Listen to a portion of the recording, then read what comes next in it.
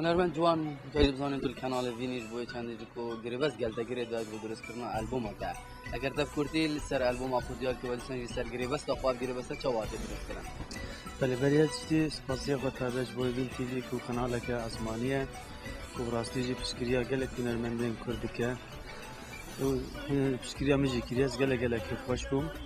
نا اتفاقا مرجم وین تیوی اوانای در همه کنوه إج سيزت تراكا بيكتي وكم بيجن كليبا جج مراتشي بكن وك بلاكنا ألبوم من وك كوايوي وك حمورة كلام من بيوست بن جمعان اتفاقنا تشكيلية.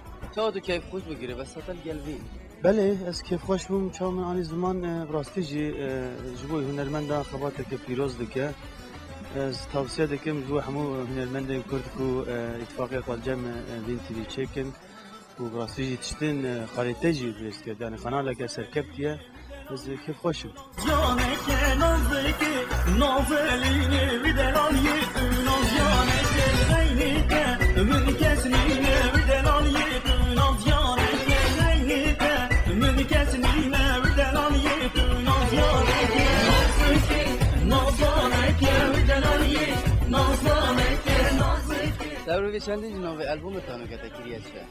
یا راستی مه ناو اوک نکریش بروینا که دانه نیه انشالله من چند روزا دای گودار بکن امی بریار بدن یا از یعنی گوری کو از بریار بدن من یا سرکی یا کمین بناو بریوانه بلدی ساجی امی به تبلیغ بریار بدن.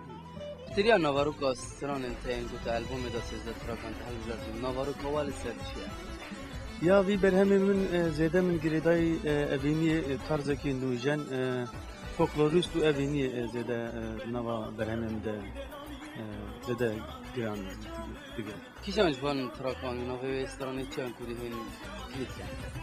من گویا از مه بریا ندای از هیویدارم کو ام یا کمین یا اوینی سلوه ام نوی بریوان تنه کلیپ جی بکنه.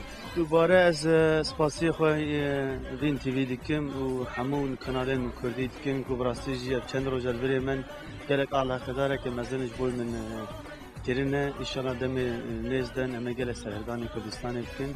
او جرامنه دومینه استماع کردستانه و از گلک سپاس دیکم که خوشم کردستان خواه آزاد و دوباره سپاسی وی.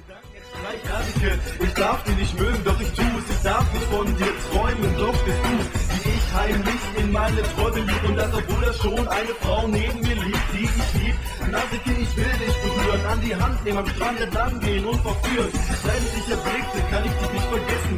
Denk an dich im Schlaf, auf der Arbeit und beim Messen. 24 Stunden lang bei Tag